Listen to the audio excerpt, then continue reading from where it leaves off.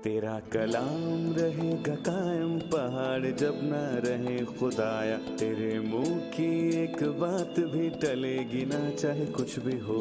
तेरी मान दिए है जिंदा सोने से भी कीमती, मेरा दिल ये दे गवाही है ये किताब अजीम।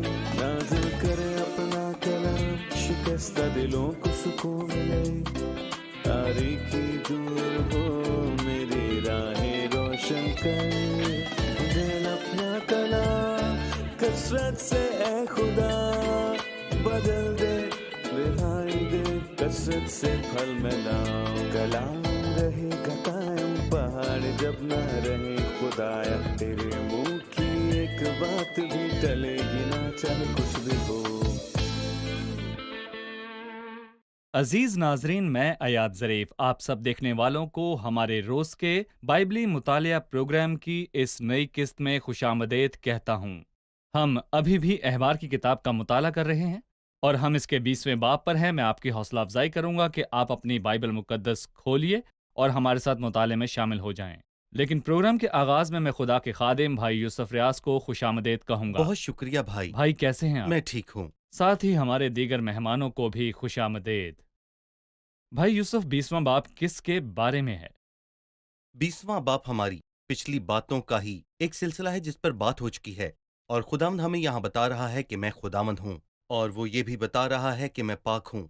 सो हम आयत 3 में पढ़ते हैं कि मसलन वो कहता है कि मेरे मकदस और मेरे पाक नाम को नापाक ठहराया। और जब हम बाप को मजीद पढ़ते हैं तो लिखा है तुम मेरे लिए पाक बने रहना क्योंकि मैं जो खुदावंद हूँ पाक हूँ। इस बाप का मौजू वो नुकसानात हैं जो उनके गुनाहों की बदौलत उनका पीछा करते हैं, जिनके मुतल्लिक 18वें बाब में खबरदार किया गया। वो लोगों को खबरदार करते हैं लेकिन सिर्फ खबरदार करते हैं। ये काफी ना था बल्कि शरीयत को तोड़ने के नुकसानात भी बताए गए हैं। खबरदार रहना, बाइख्तियार रहना।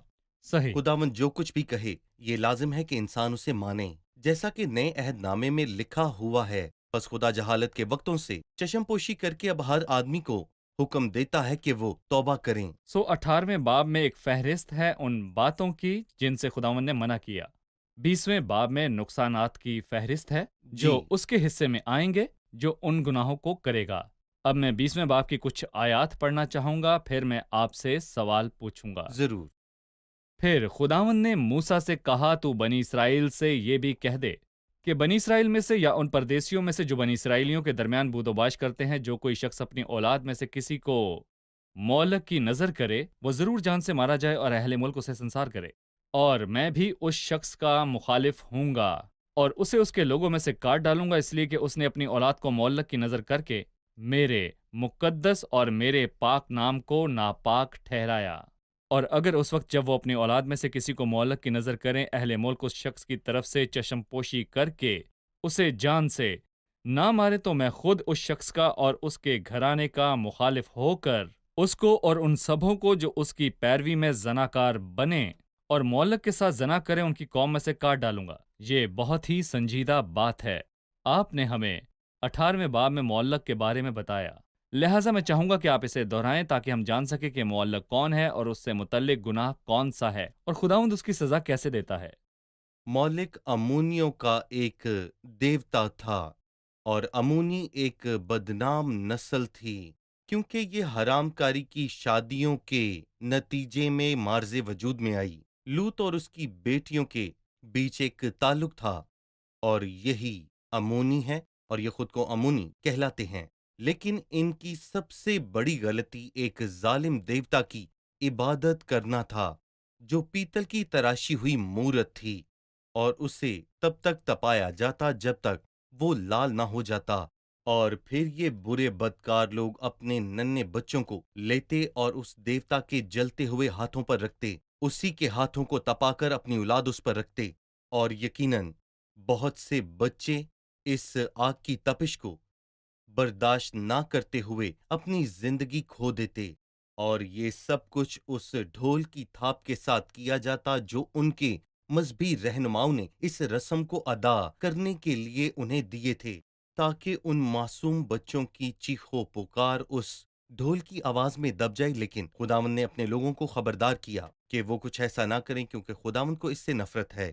لیکن جب ہم تاریخ کو پڑھتے ہیں تو ہم منسی بادشاہ جیسے لوگوں کو پڑھتے ہیں۔ اس نے ایسا کیا، اور ایسے بہت سے بادشاہ جنہوں نے ہنوم کے بیٹوں کی وادی میں ایسی بدکاری کے کام کیے جن کے خلاف خدا نے استشنا کے 20ویں باب میں خبردار اور منع کیا۔ یہاں ایک اطلاع ہے، ہم نے جانا کہ معلق کون ہے، اور لوگ بھی وہی غلطی کریں گے جو ان کے آباؤ اجداد نے کی۔ لیکن میں اس پر بات کرنا چاہتا ہوں تاکہ اس حکم کے متعلق سب جی والدین کو خبردار کر سکوں۔ جو شخص اپنی اولاد میں سے کسی کو معلق کی نظر کرے وہ ضرور جان سے مارا جائے۔ کون اپنے بچوں جی کو معلق کو دیتا ہے؟ اگر ہم والدین سے بات کریں، کیا ایسے والدین ہیں جو بچپن ہی سے اپنے بچوں کو ابلیس کو دے دیتے ہیں؟ وہ اپنے بچوں کو شیطان کے ہاتھ میں دیتے ہیں؟ کیسے؟ وہ کیسے اپنے بچوں کو ابلیس کو دیتے ہیں؟ در حقیقت جب ہم ان کے سامنے بری مثال قائم کرتے ہیں تو اپنے بچوں کو ہم شیطان یعنی کہ ابلیس کے ہاتھ میں دیتے ہیں، جو سنجیدہ بات ہے۔ تو یقیناً مجھے اس کے لیے ذمہ دار ہونا پڑے گا۔ ہمیں اس کے برعکس ہونا چاہیے۔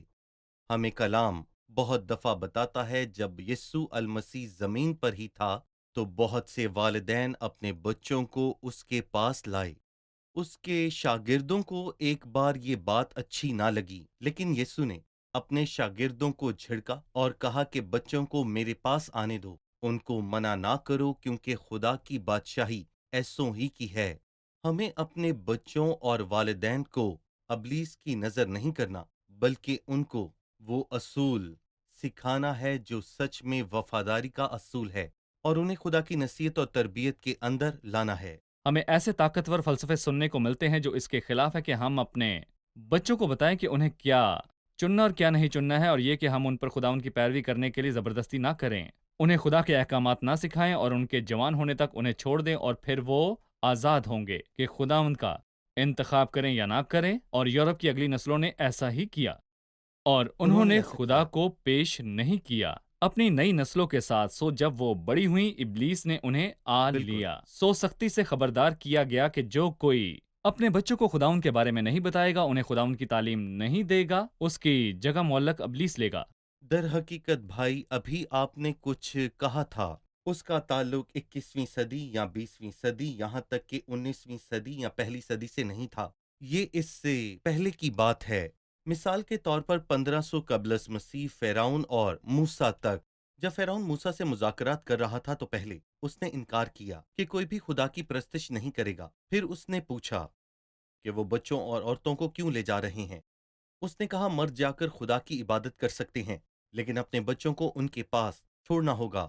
یہ ساری ابلیس کی چال تھی۔ فرعون جو خروج کی کتاب میں ابلیس کو پیش کرتا ہے، وہ بچوں کو اپنے پاس رکھنا چاہتا ہے۔ یہی بات ہے جو آج کل کے دور میں ہے۔ ابلیس نئی آنے والی نسل کو رکھنا چاہتا ہے۔ اس نے پچھلی نسل کو کھو دیا۔ وہ خداوند کو جانتے اور اس کی عبادت کرتے تھے، اس نے انہیں خدا کی عبادت کرنے دی، لیکن بچوں کے لیے اس نے بہت بڑی سازش کی۔ کوئی بھی باوفا اس سے متفق نہیں ہوگا، اور یہ بچے خداوند کے تھے اور انہیں خداوند ہی کو واپس دینا ضروری تھا۔ اور فرعون کی بیٹی کے الفاظ تھے، بچے کو لے جا کر دودھ پلا، میں تجھے اس کی اجرت دیا تیری کروں اجرت۔ گی۔ شکریہ بھائی، ہم ایک وقفہ لیں گے اور پھر دوبارہ حاضر ہوں گے۔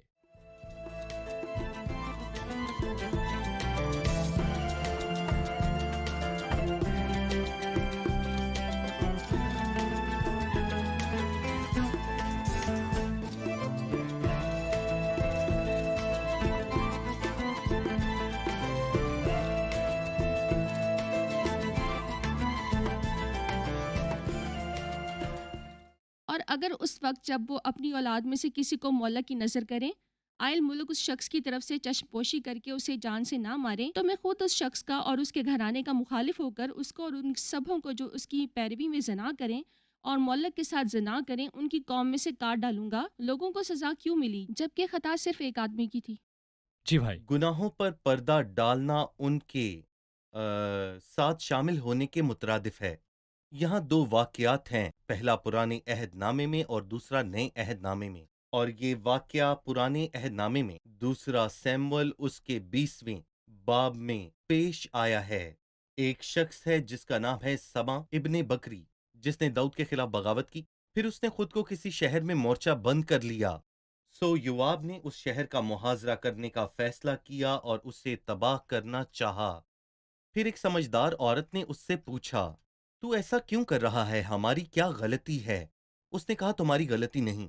تو اس نے اس سے کہا کہ اگر وہ اسے سبا بن بکری تک پہنچا دے تو وہ اس سے کچھ نہیں کہے گا، لیکن اپنے دیس میں اس کی حفاظت کر کے وہ وہ اس اس کے کی ساتھ شریک شراکت میں ہوں گے۔ آگے۔ اور وہ عورت بہت سمجھدار تھی اور اس نے لوگوں کو اس بات پر آمادہ کر لیا کہ وہ سبا بن بکری کو حوالے کریں۔ اور یہ کہانی پرانے عہد نامے کی ایک بہت بڑی کہانی ہے، اور لکھا ہے، تم افسوس تو کرتے نہیں۔ کرنتھیوں کے نام خط، جس نے تم میں سے یہ کام کیا وہ تم میں سے نکالا جائے، بلکہ شیخی مارتے ہوئے جس نے یہ کام کیا اسے افسوس کرنا چاہیے، پر مجھے کیوں؟ کیونکہ گناہ کی فطرت سے آنکھ بند کرنے کا مطلب ہے کہ میں اس جرم میں اس کا شریک ہوں۔ مجھے اپنے گناہوں سے توبہ کی ضرورت ہے تاکہ خداوند اپنا ہاتھ مجھ سے ہٹا لے۔ سو بدی کے سامنے خاموش رہنے سے اور اس سے چھپانے سے میں اس میں شامل ہو گیا ہوں، جو کہ غلط بات ہے۔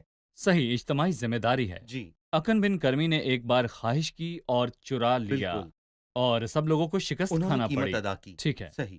بھائی یوسف، جب ہم 22ویں آیت پر جاتے ہیں، سو تم میرے سب آئین اور احکام ماننا اور ان پر عمل کرنا، تاکہ وہ ملک جس میں تم کو بسانے کو لے جاتا ہوں تم کو اگل نہ دوں۔ اس آیت میں میرا مطلب بہت سے اشارے ہیں۔ مجھے پہلی والی کے متعلق بتائیں کہ زمین ان کو اگل نہ دے، ان سے اگلے لوگوں کے ساتھ کیا ہوا؟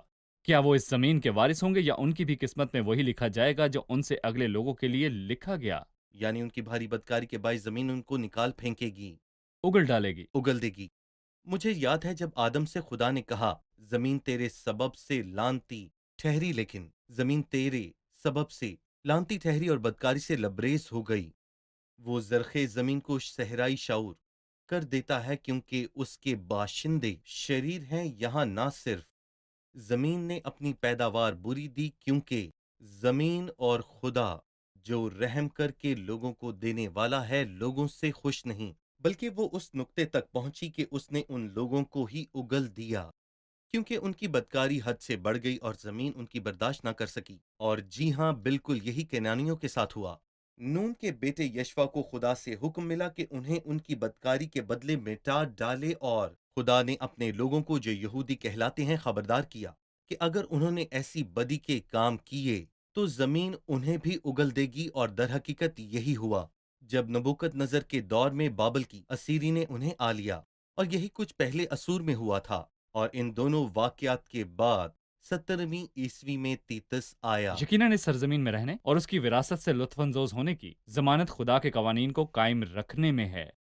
سو اس جی وراثت سے لطف اندوز ہونے کی پختہ ضمانت خدا کے قوانین کو قائم رکھنے، اس کے احکامات کو ماننے اور ان پر عمل کرنے میں ہے۔ اگر آپ خوشی سے فرما برداری کرتے ہیں تو آپ زمین کا اچھا پھل کھائیں گے، لیکن اگر آپ باغی ہو کر انکار کرتے ہیں تو آپ تلوار سے قتل کیے جائیں گے، مطلب کھلا لیں یا کھائے جائیں۔ ٹھیک ہے، لیکن جب خداوند زمین کی بات کرتا ہے جس میں جانے کو تھے، تو وہ انہیں خبردار کرتا ہے کہ وہ اس سے نکالے نہ جائیں۔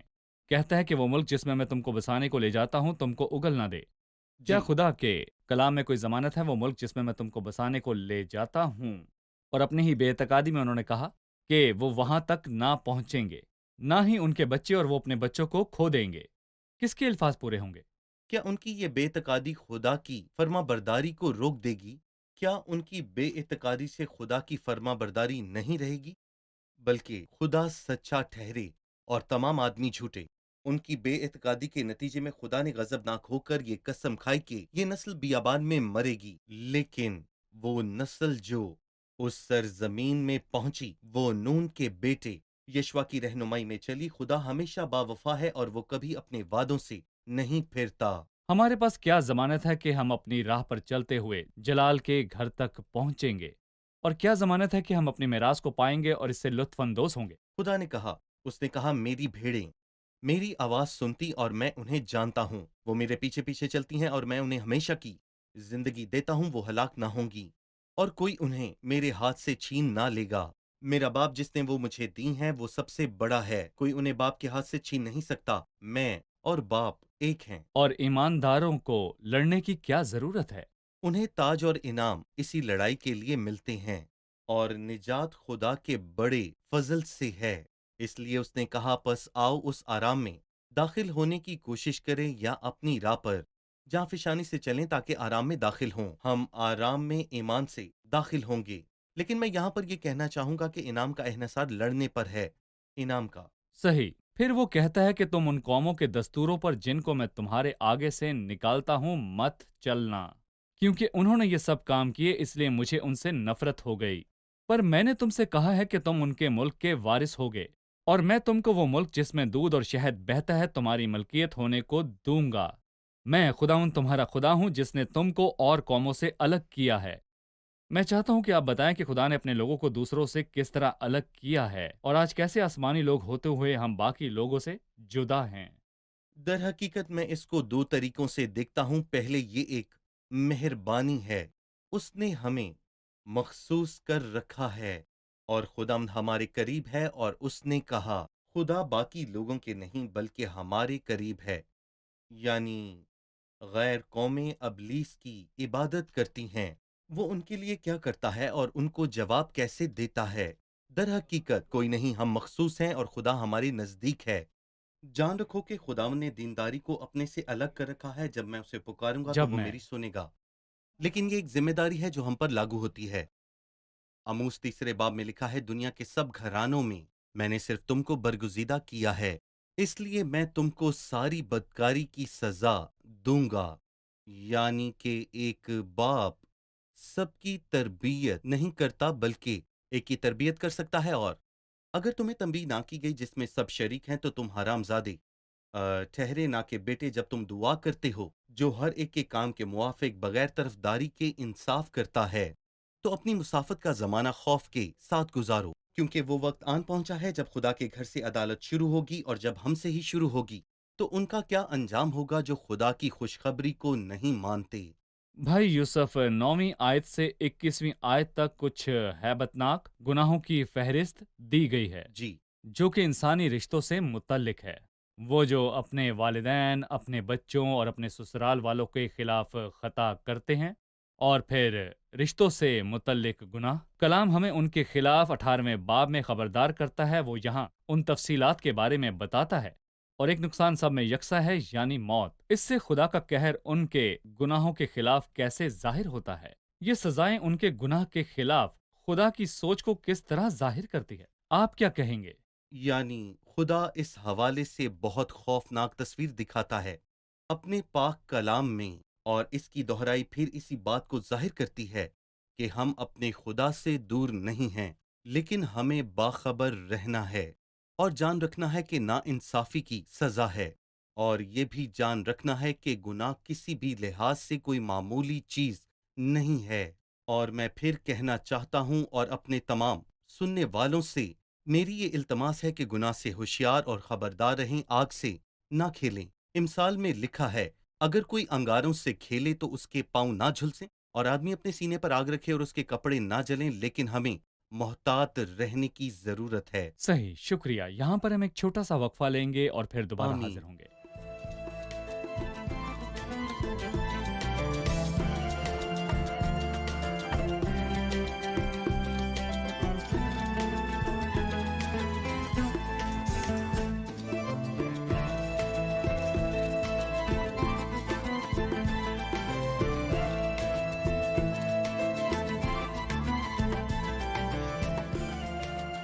तो मैं खुद उस शख्स का और उसके घराने का मुखालिफ होकर उसको और उन सबों को जो कि उसकी पैरवी में जिनाकार बने और मौलक के साथ जिना करे उनकी कौम में काट डालूंगा। इसका क्या मतलब है?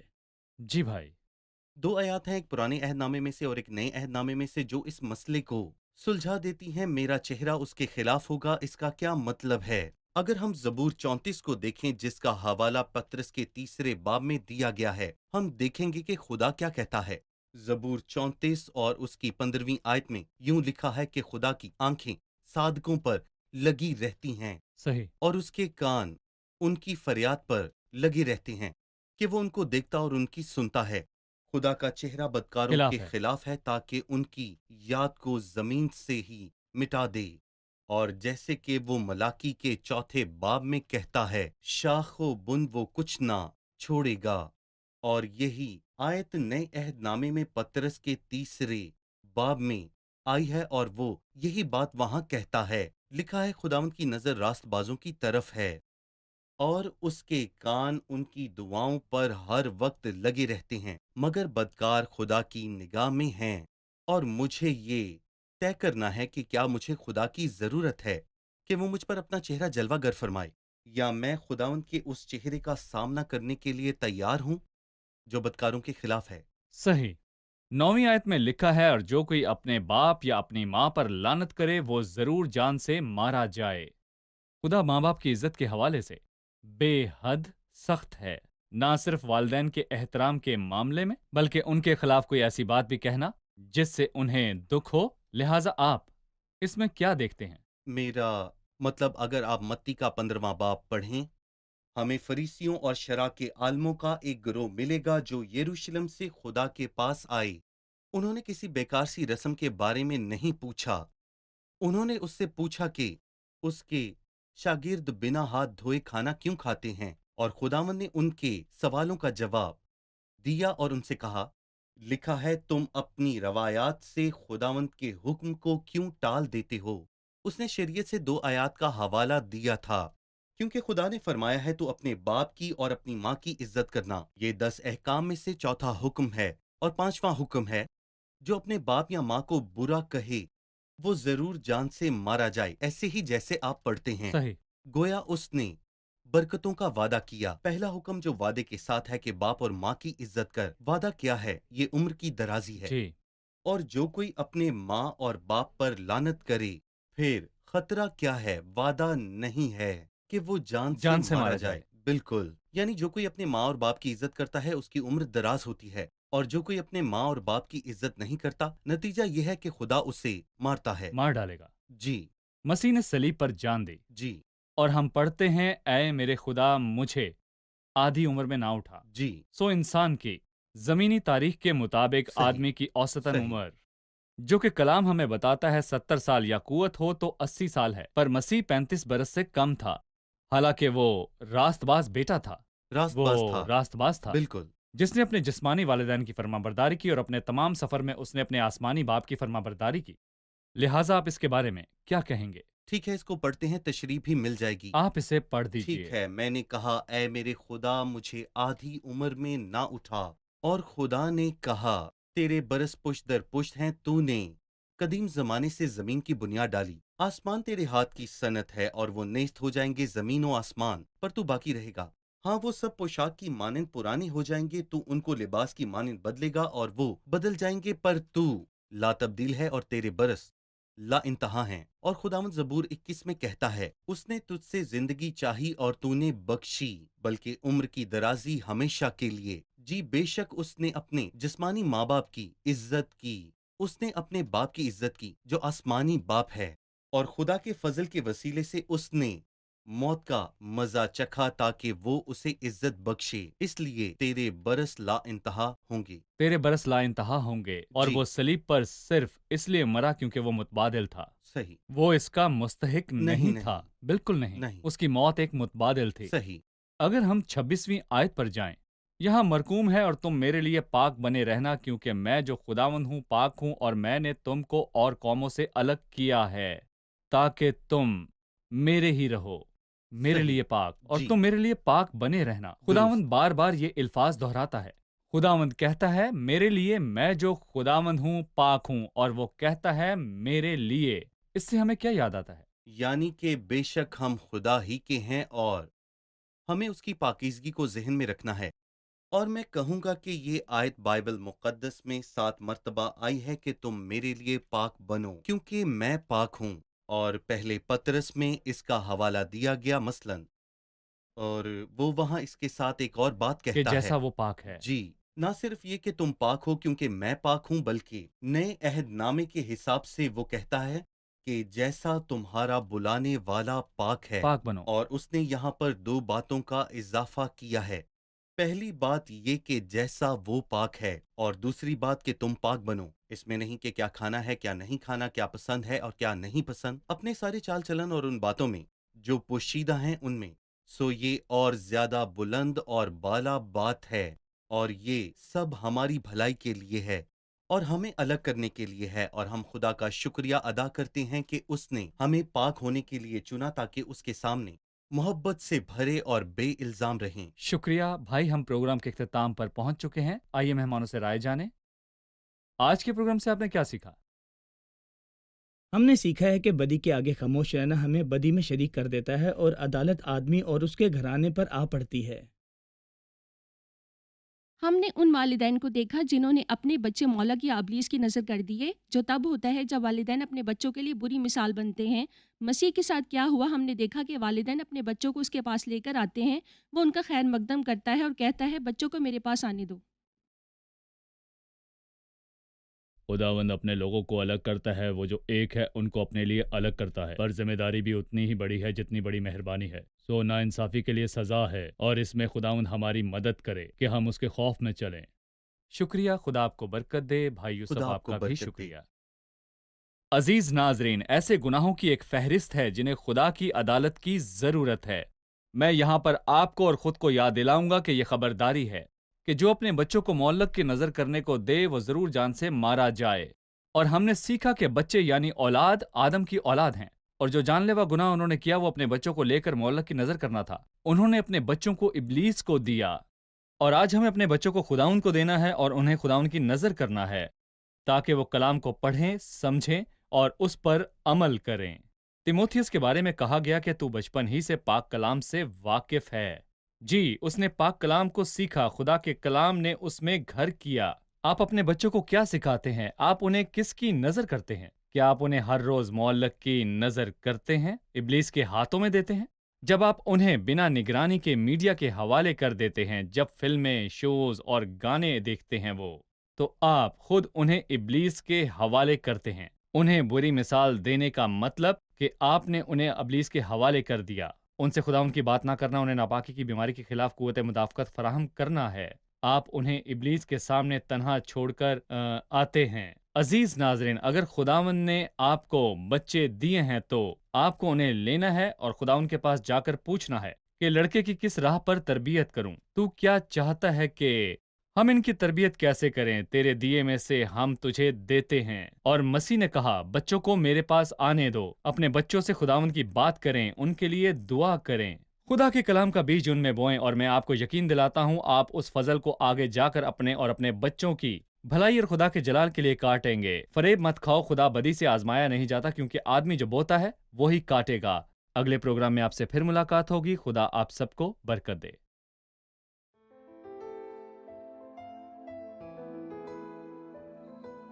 تیرا کلام رہے گا قائم، پہاڑ جب نہ رہے خدایا، تیرے منہ کی ایک بات بھی ٹلے گی نہ، چاہے کچھ بھی ہو۔ تیری مان دیے ہے زندہ، سونے سے بھی قیمتی، میرا دل یہ دے گواہی ہے، یہ کتاب عظیم نازل کرے اپنا کلام، شکستہ دلوں کو سکون ملے، تاریکی دور ہو میری راہیں روشن کر، دل اپنا کلام کثرت سے اے خدا بدل دے، رہائی دے کثرت سے پھل ملاؤ۔ کلام رہے گا قائم، پہاڑ جب نہ رہے خدایا، تیرے منہ کی ایک بات بھی ٹلے گی نہ، چاہے کچھ